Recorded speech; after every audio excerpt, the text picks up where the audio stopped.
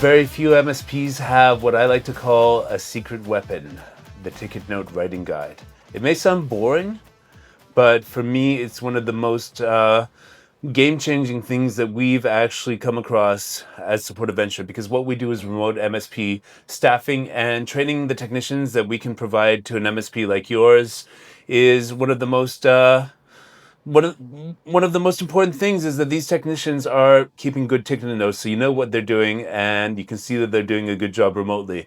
So my name is Eric from Support Adventure, and I'm going to teach you in this video, along with Alex here, how to set the right ticket note writing culture in your company. It's much more important than you think it is. 100%. I mean, look, Eric and I, we both come from a support desk background. Yeah.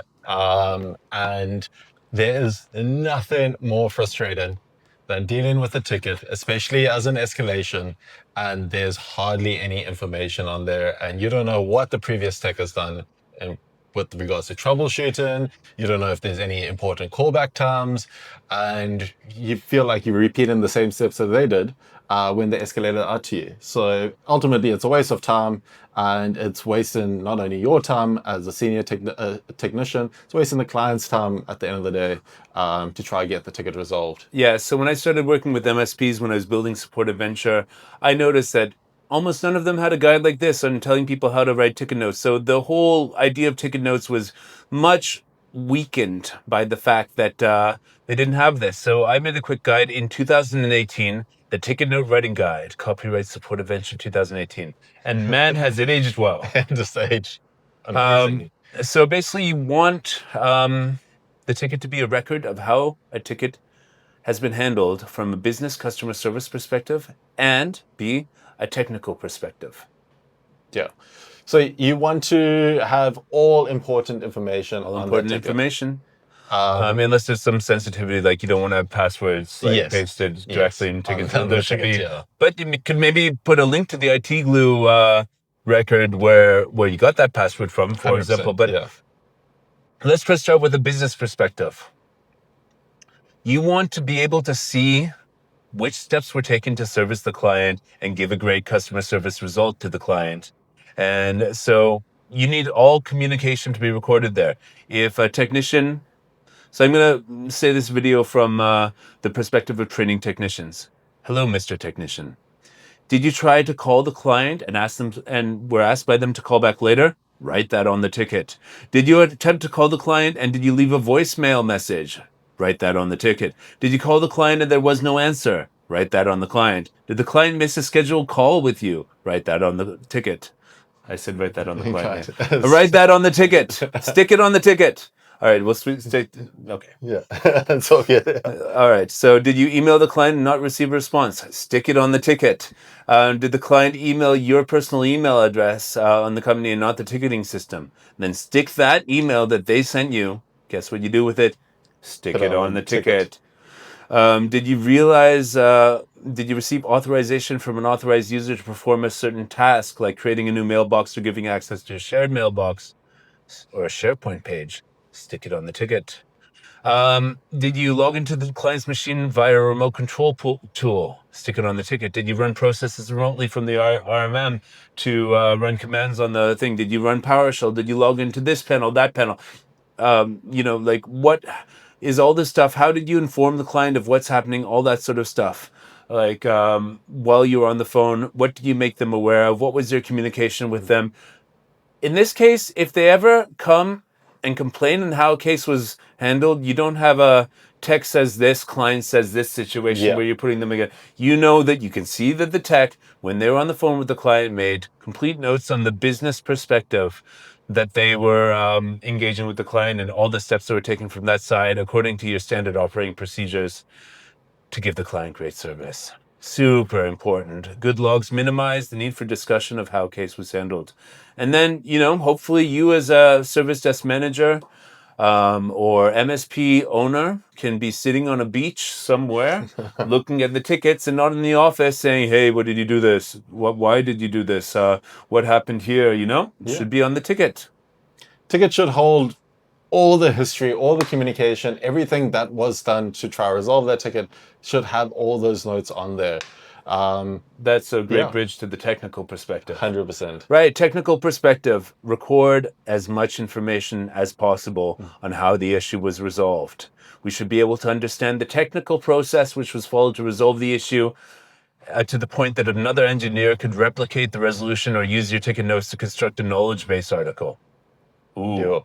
Yeah. This is taking notes can morph into knowledge base articles if your tech knows what they did and has the time and patience and focus to do what?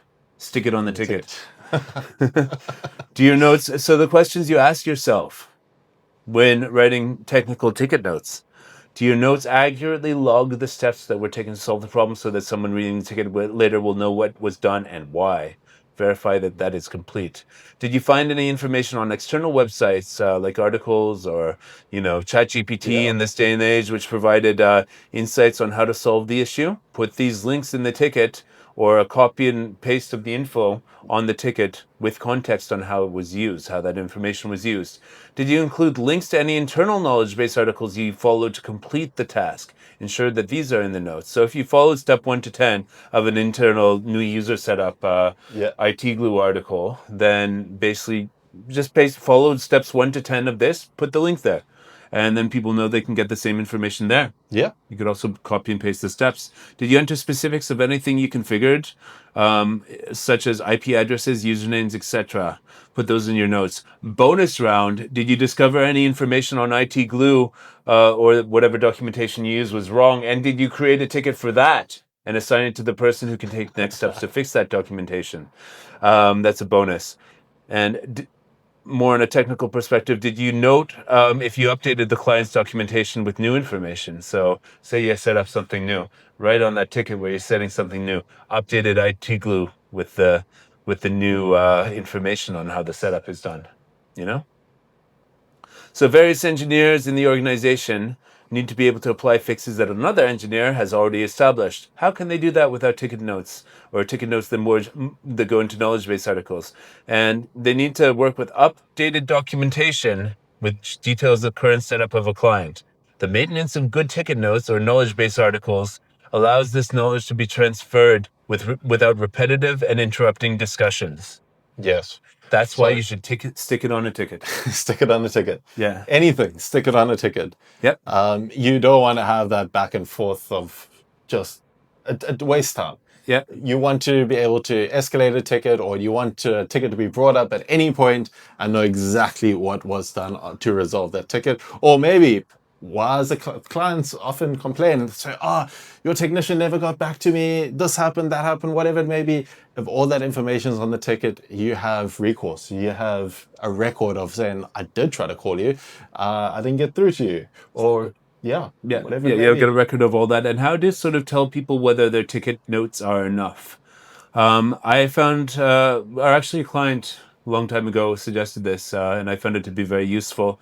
It was encourage techs to write, on average, 4 lines of ticket notes, at least 4 lines of ticket notes for every 15 minutes they spend working on a ticket. If you think of all the things you do in 15 minutes, logging into this panel, that panel, logging into, this documentation, that system, that called this person, all this sort of stuff. It's more than 4 lines every 15 minutes. How long does it take to write 4 lines? Less than 1 minute. Couple of seconds. I mean, it's just also bullet point lines. Yep. Quick, to the point, exactly what was done. So you tell them that 4 lines for every 15 minutes as a minimum to stick it on the ticket. And then they're doing that. Now, I'm about to give you the magic here. I'm going to take this home in this video, folks. Yeah, this is the magic. It's the ticket summary line. Because I was thinking about it. Because, often tickets end with like, whatever. Or they just end abruptly because, and you don't know where is this ticket at. Ticket summary line, the last line of ticket notes should accurately depict the status of the ticket and elaborate on what needs to happen next for the ticket to continue on its road to completion. So I was thinking about all the scenarios, and there's one of 4 ways a ticket can end. One of 4 ways a ticket can be summarized. So when you are finished working on a ticket for the time being, done all the work you're going to do, you're making your time entry, whatever, end it with one of the 4 one of the following 4 lines. Number 1, ticket resolved. Hopefully, right? Hopefully, yeah. Yeah. Which means ticket is complete. No further action is required. The issue has been resolved. It can be sent off to be reviewed before it's closed. By Hopefully, your service you coordinator. got somebody reviewing tickets Yep. after they're closed to see if they can be turned Hopefully. into knowledge base articles, to see if the person took all the information and decided to stick it on the ticket. And ticket resolved. The most glorious of any ticket life cycle outcomes. What if it can't be resolved? Next steps. That means the person knows what the next steps are. Like they know what's going to be done. You write what the next steps are and how you plan to do it. Maybe you have the whole plan in your head. You want to stick it on the ticket because by the time you get back to the ticket, you might not remember that. Yes. Yep. And you know, what's the timeline for the next steps? Are you did you set a call for Thursday at 10 a.m. with Jenny to finish working on the ticket? Yeah. Write that on the ticket. Next steps are I'm going to call Jenny on Thursday at 10 a.m. and I'm going to set up her new shared email box. She doesn't have time right now, but we've set up the next steps. So next steps, I'm going to next week I'm going to finish setting up the new machine because the person is going to be there coming in for their first day of work, and I want to give them our friendly little orientation call that we do as an MSP to make them feel cared for, or you know, any next steps that the person is taking their responsibility to do. Yeah. Next one, waiting for. So this could be anything from waiting for feedback from a vendor, waiting for feedback from a client, Waiting for someone outside of your MSP's organization to do something, to deliver the printer, waiting for the client to get approval for budget, waiting for approval from the decision maker in the company about whether they can have access about that thing. You've reached out to them, you're waiting for their response, waiting for a delivery, a response, waiting for a magical thing in the cloud to happen, waiting for Microsoft, the vendor, to get back to you, waiting for any number of things. You get it. It's outside of your MSP's control. You say, hey, client, we're still waiting for this. Yeah. We're waiting for you. We're waiting for them. We're waiting for the sun to rise, set, the full moon to come. Whatever it is, whatever you're waiting for, clearly define it on the system. What are you waiting for so that you can take those next steps? And then you can also write the next steps. Yeah. Yeah. Waiting for is ultimately just things out of your control. Things that you cannot do until this is being completed, and it's probably an external thing. And the last one, the spiciest one, escalation required. That means that I, Eric, let's just say I'm only a frontline tech. I you know, some things are above my pay grade, you know, and I just gotta, I gotta get somebody else. Can we get one of those big guns, senior techs in on the, yep, you know, like I want to give this person as much information. I cannot complete this due to a limitation of knowledge or something I'm not allowed to do or something that I just think someone else on the team is going to spend a lot less time doing what I'll struggle for a long time. I'm not sure if something is a business decision that my MSP owner needs to make or my manager or something like that. So I need to escalate this. And I'm going to write escalation required on the ticket because I'm going to stop working on it. This is a transfer escalation, not a live escalation. Yeah, sometimes if you can get a little chat going on with Mr. Big Gun Tech, then and he gives you an answer that helps you as Mr. Entry level or frontline tech to solve the issue, that's great. But assuming you don't, you need to write up the notes in such a way that you are not going to be able to speak with the technician, and there's not going to be a live handover, and all information needed to take the ticket is included on the ticket notes. For example, the issue as it stands. So where are we at? The issue is what the client is experiencing. All the information around. They can't access their email because it appears that the server, like I had this once, you know, on-premises Exchange server that my MSP was responsible for, it's down. Or even worse, a hosted Exchange server that my MSP had sold white label to the client, down. And I have to escalate to somebody, yeah. And then we're hiding the fact that it's a vendor because we've white labeled it. Oh, that was horrible. That MSP went out of business. Anyways, it got bought by, it was a merger. But anyways, yeah, so the issue as it stands, what's going on? things I, as a tech, have tried to resolve it. Why I cannot resolve the ticket, what limitation I'm encountering, whether it's time, the time I've been asked to escalate after half an hour as a frontline tech, so I can keep on knocking down the low-hanging fruit and hand complicated stuff like this to the people upstairs, or metaphorically upstairs in a remote organization.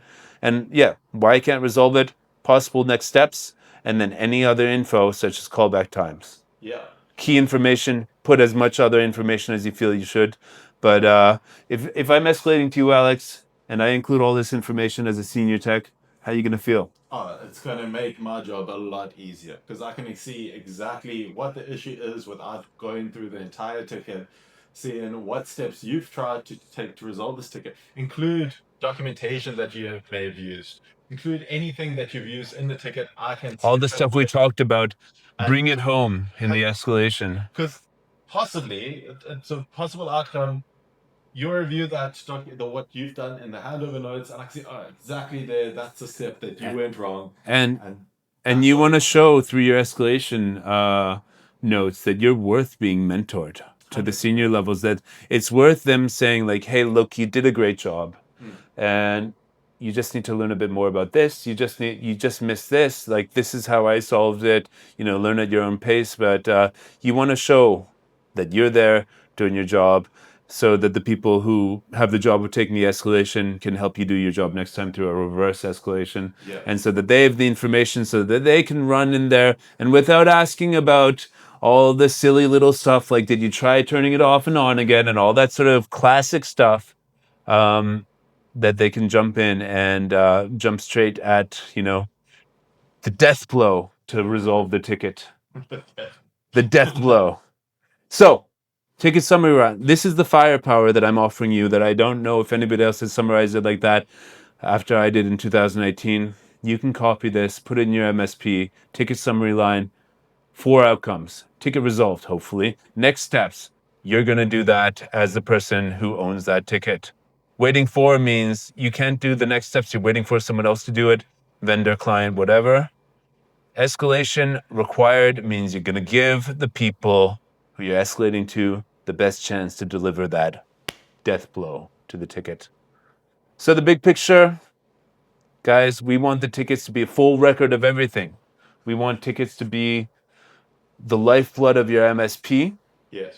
And feeding into the greater knowledge base articles, the greater documentation know-how, able to be used as training materials for new techs, mentoring for people leveling up, and all that sort of stuff. Ticket note writing guide.